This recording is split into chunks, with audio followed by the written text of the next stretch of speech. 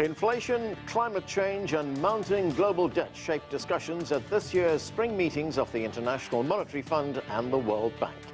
Hello, I'm Ahmed and this is a special edition of The Heat.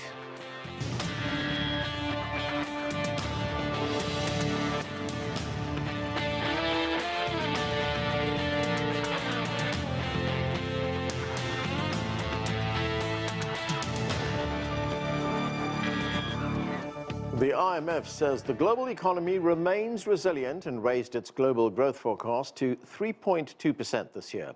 The report comes as finance leaders are gathering in Washington, D.C. for the IMF-World Bank spring meetings. Later, we'll hear from the president of the Center for Global Development on some of the challenges developing countries are facing. But first, my interview with Amir Hamzah Azizan, the second finance minister of Malaysia. We discussed a range of issues, including Malaysia's transition to a digital and tech economy and trade relations with China. Minister, thanks so much for joining us. You came to government in Malaysia via the corporate world. You served in the corporate world for some time. You were the head of Malaysia's largest pension fund. And you've made the point that you are a technocrat, not a politician. What is the significance of that distinction? I think it's important to look at where Malaysia is in the state of its reform, right? And one of the key elements of the reform requires Malaysia to undertake a large transformation of systems that we actually have. So one of the key things that the Prime Minister wanted to do was effectively depoliticize the Ministry of Finance. So then he looked for people who could actually help him in the journey of making sure we put in the right policies, we put in the right systems that we need to do so that we can take Malaysia to a new era. Now, you're a developing country full of potential. You've made the transition to a digital, a tech economy to a large extent. You've adopted cutting-edge technologies in many respects to drive that kind of growth. Talk to us about the digital economy and how that became one of the fastest growing sectors in Malaysia. I think if you look at Malaysia's history, we started off as an agri economy, right? And over the years, we've understood that it's important that the economy is much more diversified than a single sector base and not just a commodity-based economy. And over the years, what we've done is created segments of the market that can compete on a global scale. Our electronics and electrical segments is actually one of the biggest one. And as technology progresses in the world today, it's a natural extension that we start to move into newer areas such as digital and technology and so on. So one of the key things that Malaysia wants to do is actually take leading positions within the ASEAN area in this space. It requires the government to be very clear in terms of its policies, its focus areas, and also to invest back into infrastructure. So if you look at, for example, the adoption of 5G, Malaysia is one of the fastest places that 5G has been adopted. Today, despite the rollout of less than 2 years, we already have 80% coverage of urban population covered under 5G. Because this opens up an avenue for us to embrace newer capability and the use of 5G as underpinning the Internet of Things and so on are an important element. Therefore, creating a good ecosystem for newer businesses to flourish in Malaysia. Now, of course, all this comes with challenges. The East Asia Forum recently published a report which said that inflation remains a concern in Malaysia right now. Some of that is driven by the fact that we're still seeing the effects of the Ukraine war in a country like Malaysia. Higher fuel prices, higher food prices, fertilizer prices are high as well. How do you meet those challenges? I think if you look at Malaysia, Malaysia has been fairly lucky over the years because I think the diversified economy allows it to get revenue sources along the way that helps manage fiscal capacity.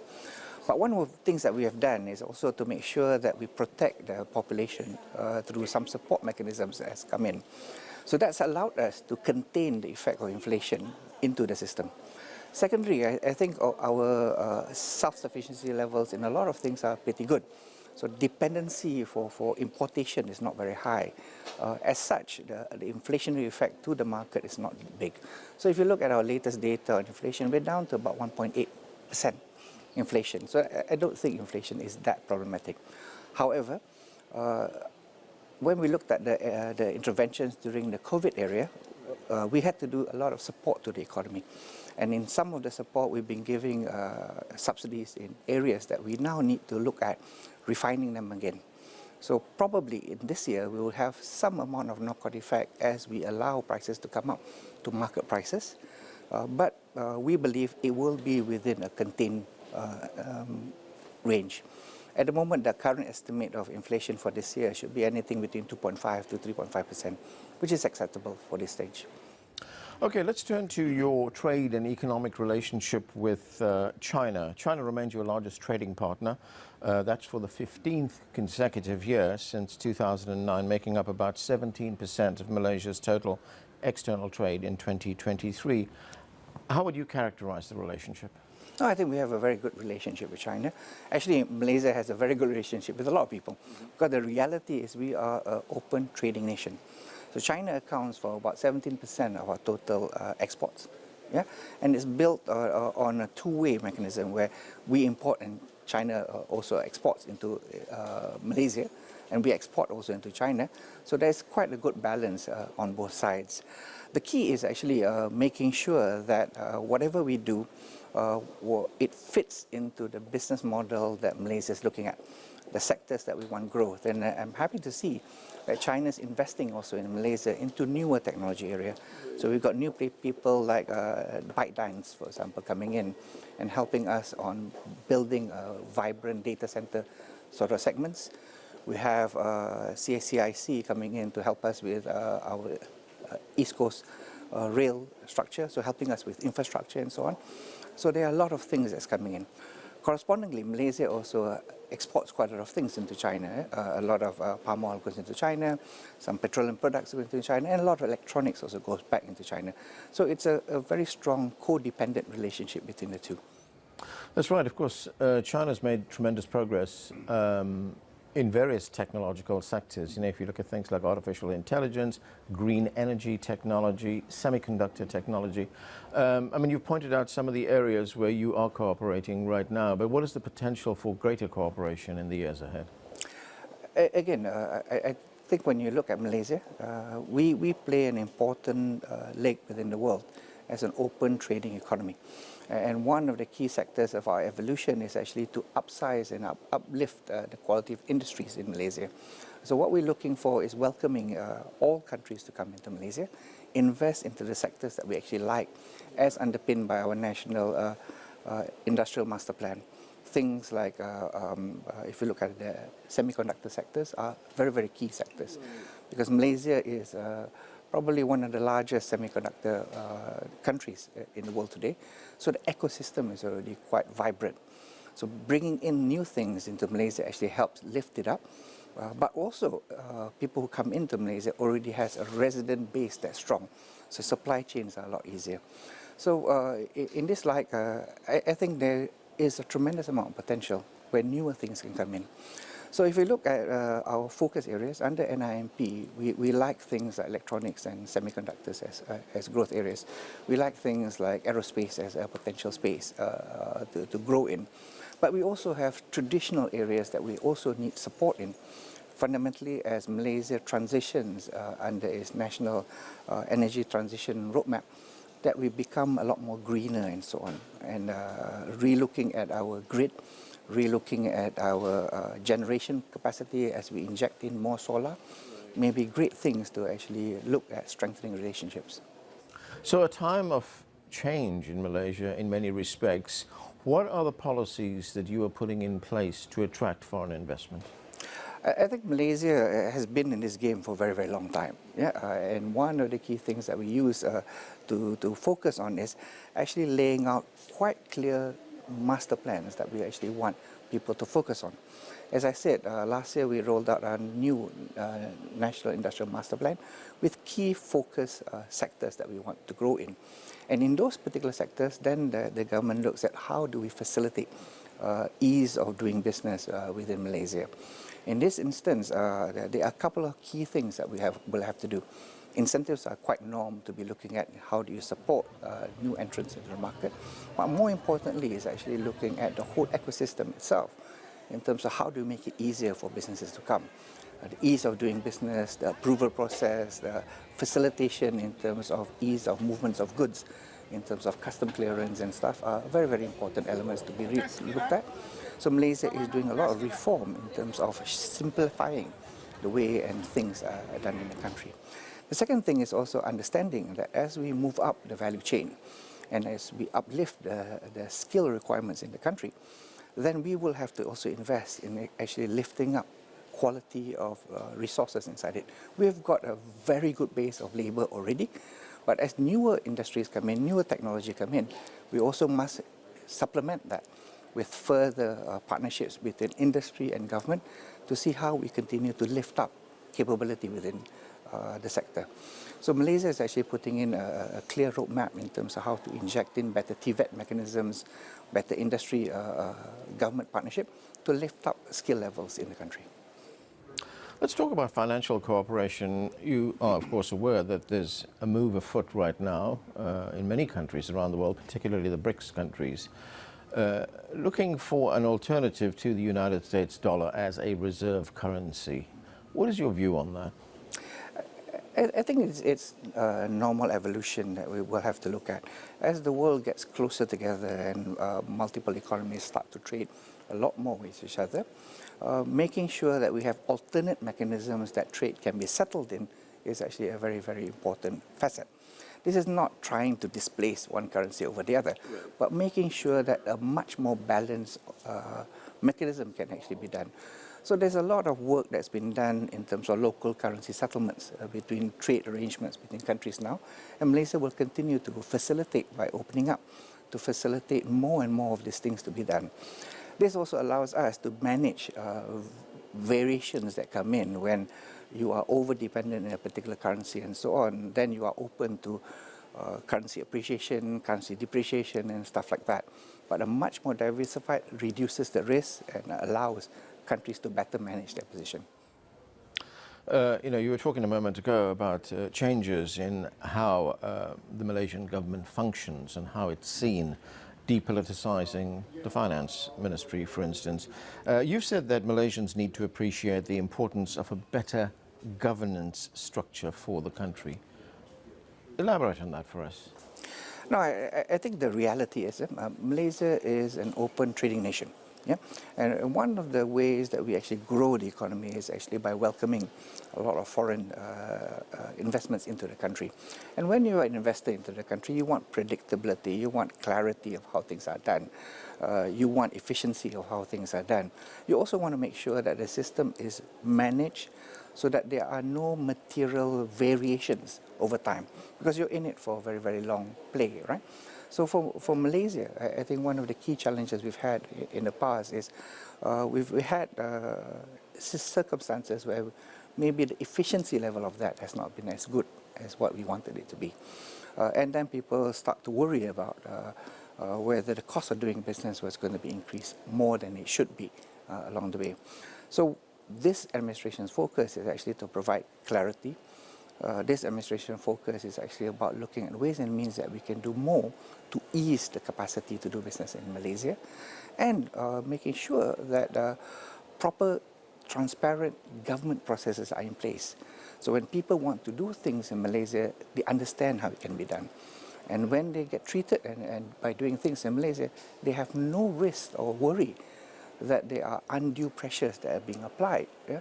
So that they don't stand a fair chance of actually doing and getting what they need to be getting. So I think that's important. It allows the economy to function much smoother, but more importantly, it assures comfort within the country. It assures that people can do and trust and are prepared to take risks for a longer term period, because investments will take time to crystallize. Yeah? So you need to provide the framework of certainty within the country. Developing countries facing high debt burden often struggle to invest in education and healthcare at the detriment of future generations. It's one of the challenges I discussed with Masood Ahmed, the president of the Center for Global Development. Masood, thanks so much for joining us. You are very closely involved in the challenges that developing countries face. And one of those challenges is the enormous debt burden that a number of countries are carrying right now. In fact, you wrote recently that 23 countries in Africa have unsustainable debt levels. But one of the things that you also point out that most of these countries, in fact, the majority of these countries, do not default on their loans. They pay their loans back, with the exception of probably 3 or 4 countries, and even in those instances, those debts are restructured. And you say that in many instances, they pay their loans back at the expense of things in their countries like expenditure on education, on healthcare, on critical infrastructure. I mean, how does one change that scenario? How do these countries escape from that cycle of repayment, debt, and repayment again? Well, I think, Anand, in the very near term, what we have to do is to make sure that the liquidity, the support that these countries are getting, that the fresh money that they're getting, enables them to pay back their loans, but also do we have enough left over to invest in health and education? Because as I said, to me, the real problem is that they're not defaulting on their creditors, but they are defaulting to their next generation of children because they're not investing in the health and education. Beyond that, longer term, we've got to find a way for these countries to be able to borrow at rates that are more reasonable. A couple of countries have recently gone to the market and got euro bonds, and one level, that's good news. That means the markets are open to them, but they're borrowing at rates that are near double-digit rates, and that's going to be very hard for any country to pay back. You know, you say they are defaulting on the next generation. So what are the long-term effects of what we're seeing right now when they don't have enough money to pay for things like education or healthcare? Long-term effects, particularly in the poorest countries, is that you're going to see a generation of kids growing up who are not going to have the skills that they need to be able to compete in the marketplace for tomorrow, and they're not going to have the physical capabilities, the mental capabilities that come from malnutrition, and you end up with stunting being a large issue across poor countries. And so we're all going to have to face the consequences of that. And we might think that that's a problem for tomorrow, but tomorrow comes around much more quickly than people anticipate. Right, you also mentioned the problem of getting affordable loans. You point out that international financial institutions like the World Bank and OECD countries that traditionally offered cheap funding are now backing away from that, opening the way for more expensive commercial banks to get involved. Why is that happening? You know, why is an organization like the World Bank become so risk averse? Well, I think there are 3 reasons for this. One is that if you look at the money that used to come in the form of official development assistance, aid flows, as we refer to them, bilateral aid flows, those have got diverted towards some of the new challenges. So they're going to finance reconstruction and humanitarian assistance in Ukraine and the other conflict areas. They're dealing with a growing number of refugees, and it's interesting that for a number of the richest countries, the largest amount of aid money that they're spending is within their own borders on housing refugees and asylum seekers, and they're going in to deal with new global challenges like pandemics and climate. Net result, aid flows to the poorest countries have actually gone down, even as the total aid numbers have gone up. Then you look at the multilateral institutions like the World Bank and the others. Well, they're doing their bit. They've increased and they're actually lending at record levels. But it's just not enough to keep up with the needs, but also with the fact that private capital flows have actually been coming out of developing countries. So if you look at last year, 2023, private capital flows didn't go into developing countries. $200 billion came out of developing countries. So net, developing countries are actually financing the rest of the world rather than the other way around. Masood, poverty reduction, that's a key part of the Center for Global Development's mission. And in that respect, China's had enormous success with lifting people out of poverty. More than 800 million people have been lifted out of poverty, as well as extreme poverty. But given the tough economic times we face right now with higher fuel costs, higher food prices, we're still seeing the impact of the COVID pandemic. I mean, how big is that challenge? First thing I think we have to recognize is that last 30 years, we've really seen an enormous improvement in living standards. 1.5 billion people have been lifted out of poverty, about half in China, but not only in China. Now it's much tougher, and it's much tougher because the challenges that they face are in places where it's harder to lift people out of poverty. They're in conflict countries, they're in fragile states, they're in communities that are marginalized, and in countries that are doing a little bit better. And if you look at the numbers today, for the poorest countries, only about half of them have actually got back to the level of incomes that they had just before the pandemic. The pandemic really was a very big shock for the poorest countries, and half of them are still struggling to recover from that.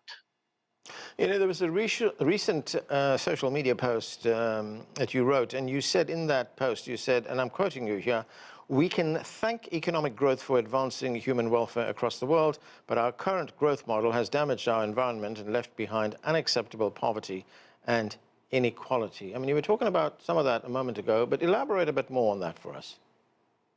Well, look, the poverty part, I think it's clear that it's going to be harder because we're going to have to find customized solutions to deal with the pockets of poverty, which, as I said, are mostly in fragile states, and it will increasingly be in conflict zones and fragile states and in marginalized communities. Now, the second big problem is that the model of growth that we used to follow, which was essentially an export-led industrial model, we weren't that conscious about the consequences of this for the environment. That model no longer works. What we need to do is to move developing countries to the escalator of green growth. But that's easier said than done. Less than 10% of the global investment in green energy is taking place in developing countries, partly because they don't have a very good pipeline of projects, partly because it's harder to mobilize financing for it. And for that reason, you find that they run the risk of being left behind in terms of dealing with the kind of growth model that the rest of the world will be migrating to. It will be migrating in fits and starts. It won't be a smooth and linear transformation, but we will eventually get to a more climate-friendly, sustainable growth path, and we need to make sure that the developing countries aren't bystanders in that.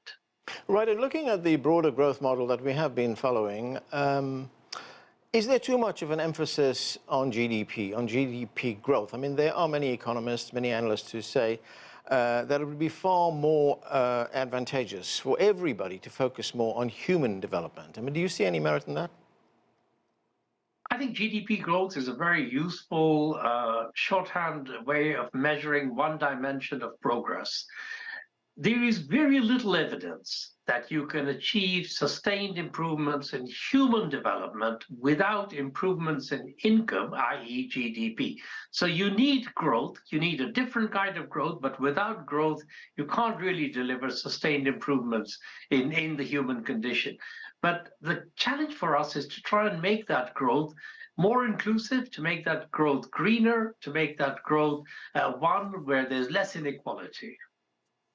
Okay, let's talk about the fight against climate change and how that fits into future growth, economic growth in developing countries. I mean, there are climate activists right now who want the World Bank to stop financing carbon-emitting energy projects like natural gas and instead transition to green energy projects.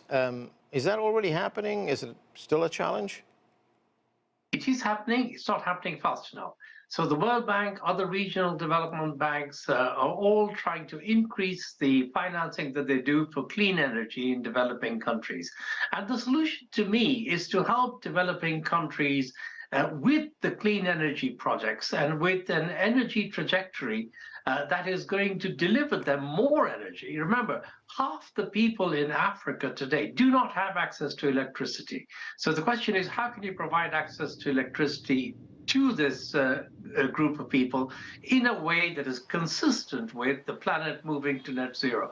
At the end, 30 years from now, a lot of developing countries will need to be consuming more energy, and some of them will need to have higher emissions before they transition to lower emissions to net zero. And natural gas may be part of that solution. I think personally that rather than focusing on what the World Bank shouldn't finance, I want to focus on how they can finance the things that they should finance faster and at a larger scale. Right, and do you get the sense that the big lenders are prepared to put more money into things like green energy? I think the big lenders are prepared to do that, but they're not big enough themselves.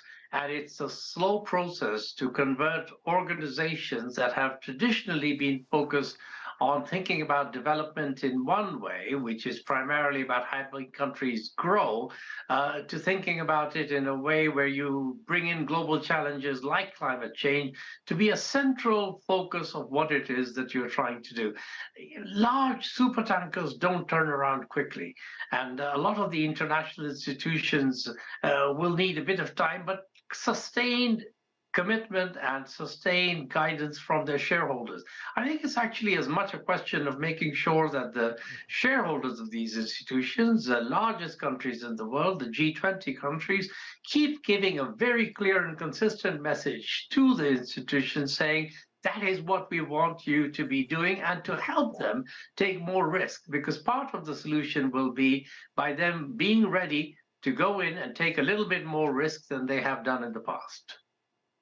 Right, there are multiple challenges, and as you point out, these big multinational institutions need to grow. They need more financial capacity. I mean, there was a recent report that was commissioned by the G20, which said that these multinational institutions need to triple in size. How do you see it? I think that's exactly what they need to do. They do need to be much larger. They need to be about 3 times as big by 2030 compared to where they are today. To be able to do that, they need to use their existing balance sheet better than they currently do. There is scope to be able to lend more with the same equity that they have. They need to then also be open to getting new capital in more innovative ways. And at the end of the day, the shareholders of these institutions need to be willing to put extra money into them, because they are a very efficient way of leveraging public money to deliver loans. Beyond that, however, Ahmed, I think there's one very important point. They will never be big enough. Official money will never be big enough to deal with all the needs for financing climate and development. We have to rely on private financing. And one of the roles of these international institutions should be to help the developing countries attract private financing, both by helping them to put in place better frameworks for investment that private sectors will find attractive, but also to be able to use their own balance sheet in ways that can leverage private finance. They haven't done a very good job of that in the past. They all say they want to do better on it, and that's where I would like to see faster, more determined progress. Well, that's it for this special edition of The Heat. For more on these spring meetings, be sure to stay with CGTN America on the air and online at america.cgtn.com. I'm Anand Naidu in Washington, D.C.